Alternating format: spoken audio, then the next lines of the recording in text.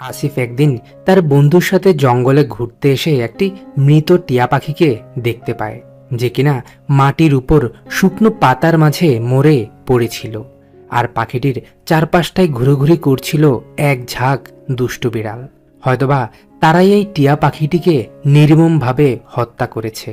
মৃত পাখিটির কিছুটা দূরে আসিফের বন্ধু ধ্রুব এবার দেখতে পেল যে একটি ছোট্ট টিয়া পাখির ছানাও নিচে পড়ে আছে। ছানাটিকে হাতে তুলে নেওয়ার পর ধ্রুব দেখতে পায় যে সে এখনো বেঁচে আছে, কিন্তু ছোট্ট পাখিটির গলার দিকটায় কেমন যেন এক অদ্ভুত আঘাতের চিহ্ন। এই দেখে তারা বুঝতে পারে যে হয়তোবা টিয়া পাখির ছানাটি কোনোভাবে বাসা থেকে নিচে পড়ে গেছে, আর তাকে বাঁচাতে এসে মা পাখিটির মৃত্যু ঘটেছে দুষ্টু এই বিড়ালগুলোর হাতে। এরপর তারা দুজন মিলে খুব দ্রুত মাটি খুঁড়ে মৃত এই মা পাখিটিকে মাটি চাপা দেয়, আর তার আহত ছানাটিকে নিয়ে আসে ঘরের মাঝে। ঘরে এনে একটি টিস্যু পেপারের মাঝে ঔষধ লাগিয়ে আসিফ ছানাটির ক্ষতস্থানটি পরিষ্কার করে দেয়। ঔষধ লাগিয়ে দেওয়ার পর এবার ধ্রুব একটি ইঞ্জেকশন সিরিজের মধ্যে কিছু খাবার ঢুকিয়ে ছানাটিকে খাইয়ে দিতে শুরু করে। নিষ্পাপ অসহায় এই বাবা মা হারা ছানাটিও কোনো প্রকার ভয় ডর না পেয়ে ধ্রুবর হাতেই খেতে শুরু করে। আসিফ আর ধ্রুব ছানাটিকে পেট ভরে খাইয়ে দেওয়ার পর একটি বক্সের মাঝে কিছু কাঠের গুঁড়ো দিয়ে ছানাটিকে সেখানেই রেখে দেয়। কিন্তু এখনো পালক না গজানোর কারণে ছানাটির হয়তোবা এই বক্সের মাঝে থাকতে কষ্ট হবে। তাই তো আসিফ তার ছোট বোনের একটি পুতুল এনে এভাবেই ছানাটিকে একটি নরম বিছানার ব্যবস্থা করে দেয়। নরম তুলতুলে সুন্দর এই বিছানা পেয়ে ছানাটিও ঘুমিয়ে পড়ে। আর এভাবেই আসিফ কুড়িয়ে পাওয়া আহত এই টিয়া ছানাটির যত্ন নিতে শুরু করে। সে প্রতিদিন নিয়ম করে ছানাটির ক্ষতস্থানে ঔষধ লাগিয়ে দিত। তারই সাথে সাথে দিনে 5 থেকে 6 বার সে ছানাটিকে সিরিজের মাধ্যমে খাবার খাইয়ে দিত।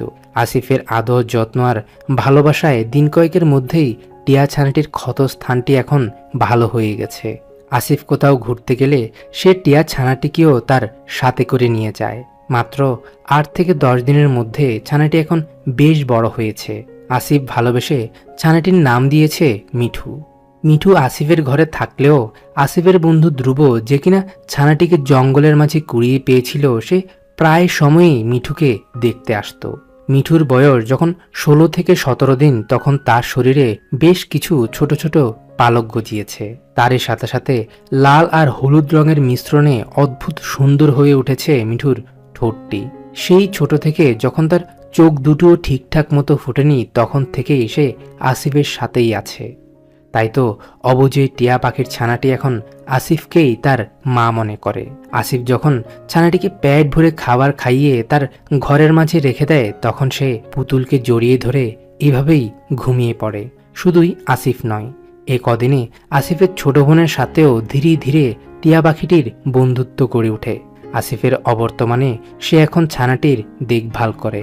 24 থেকে 25 দিনের মাথায় মিঠুর শরীরে এখন পুরো দমে সবুজ রঙের পালক গজাতে শুরু করেছে। বড় হওয়ার সাথে সাথে টিয়া পাখির ছানাটির খাবারের চাহিদাটাও এখন বেড়ে গেছে।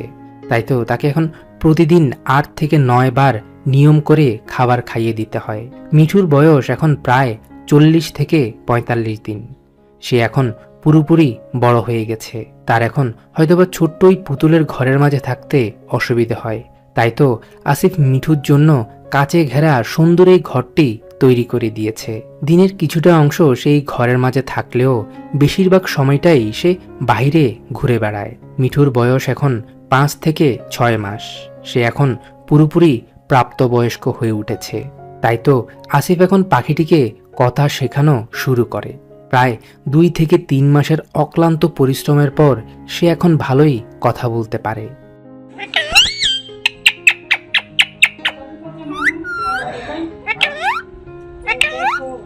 কিন্তু হঠাৎ একদিন আসিফ লক্ষ্য করে যে তার মিঠু বেশ কদিন ধরে ঠিকঠাক মতো খাবার দাবার খাচ্ছে না, আর সারাটাক্ষণ কেমন যেন আনমনা হয়ে আছে। এই দেখে আসিফ বেশ চিন্তায় পড়ে যায়। তাই তো সে তার মিঠুকে নিয়ে দ্রুত চলে আসে একজন পশু চিকিৎসকের কাছে। ডাক্তারের দেওয়া ঔষধ খাওয়ার 1 থেকে 2 দিন পরেই মিঠু আবারও ঠিক আগের মতোই সুস্থ হয়ে ওঠে। কিন্তু মিঠুর হাজার মানুষের সাথে বন্ধুত্ব থাকলেও সে তো পাখি, তারও তো ইচ্ছে হয় ওই মুক্ত আকাশে উড়ে বেড়াতে। হয়তোবা মিঠুর অন্যান্য টিয়া পাখিগুলোর মতোই গাছের কোঠরে সাজাতে ইচ্ছে হয় একটি সুখের সংসার। এসব ভেবে আসিফ তার প্রতিবেশীর কাছ থেকে তার পোষে একটি টিয়া পাখিকে নিয়ে আসে। এই টিয়া পাখিটির স্ত্রী কিছুদিন আগেই অসুস্থতার কারণে এই পৃথিবী ছেড়ে চলে গেছে না ফেরার দেশে। তাই তো এখন তারও একটি সঙ্গিনীর খুবই প্রয়োজন। মিঠুর নতুন সঙ্গীকে ঘরে আনার পর আসিফ যখন তাদের দুজনকেই খাঁচার মাঝে রাখে, তখন সে দেখতে পায় যে তারা একে অপরের সাথে ঘণ্টা কয়েকের মধ্যেই বন্ধুত্ব করে নিয়েছে। তাই তো সে তার ঘরের কোণে এভাবেই ঘাস লতাপাতা দিয়ে তারা যেন আরো সুন্দরভাবে জীবনযাপন করতে পারে তারই ব্যবস্থা করে দিয়েছে। সুন্দর এই ঘরের মাঝে তারা ভালোভাবে থাকলেও কেন যেন তারা একবারের জন্য ভালোবাসায় আবদ্ধ হয়নি। তাই তো আসিফ আবারও তাদেরকে এই খাঁচার মাঝে এনে রাখে। তাদের দুজনকে এই খাঁচার মাঝে রাখার 4 থেকে 5 দিনের মাথায় আসিফ লক্ষ্য করে যে আজ তারা একে অন্যের সাথে ভালোবাসায় আবদ্ধ হয়েছে। এই দেখে সে তো বেশ খুশি। 2-4 দিন পর আসিফ খাঁচাটির এক পাশটায় কেটে দিয়ে বাহিরের দিকটায় ঝুলিয়ে দেয় একটি কাঠের বক্স, যেন মিঠু সেখানে ডিম পাড়তে পারে। খাঁচাটি ঝুলিয়ে দেওয়ার পর থেকে আসিফ আর তাদের বিরক্ত করত না। প্রায় 40 থেকে 45 দিন পর যখন আসিফ মিঠুদের এই বক্সটি খুলে দেখে, তখন সে দেখতে পায় যে বক্সের মাঝে ধবধবে সাদা রঙের 5টি ডিম পেড়েছে মিঠু। এই দেখে আসিফ তো বিশাল খুশি। এরপর থেকে আসিফ আর তাদের বিরক্ত করত না, কারণ পাখিগুলোর যদি বিরক্ত বোধ হয় তারা আর ডিমগুলোতে তা দিতে বসবে না। দীর্ঘ 28 থেকে 30 দিন পর যখন সে আবারও তাদের বক্সটি খুলে দেখে, তখন সে দেখতে পায় যে ইতিমধ্যে মিঠুর 5টি ডিম থেকে ফুটফুটে 4টি ছানার জন্ম হয়েছে। ছানাগুলো জন্মের পর আসিফ এখন প্রায় প্রতিদিনই ছানাগুলোকে দেখতে যেত। বাবা মায়ের আদর যত্নে ছানাগুলো দিন কয়েকের মধ্যেই বেশ কিছুটা বড় হয়ে উঠেছে। টিয়া দম্পতি ছানাগুলোকে ঠিকঠাক মতো খাবার খাওয়াতে না পারায় আসিফ এখন প্রায় সময়ই ছানাগুলোকে বাসা থেকে নিয়ে এসে নিজ হাতে তাদের খাবার খাইয়ে দেয়। আর এভাবেই টিয়া দম্পতি তাদের 4 সন্তানকে নিয়ে সুখে শান্তিতে আসিফের ঘরের মাঝেই বসবাস করছে। কিন্তু হঠাৎ একদিন আসিফ লক্ষ্য করে যে পুরুষ ওই টিয়া পাখিটি কেমন যেন অসুস্থ হয়ে পড়েছে। সে এখন আর আগের মতো তার ছানাগুলোর দেখভাল করছে না।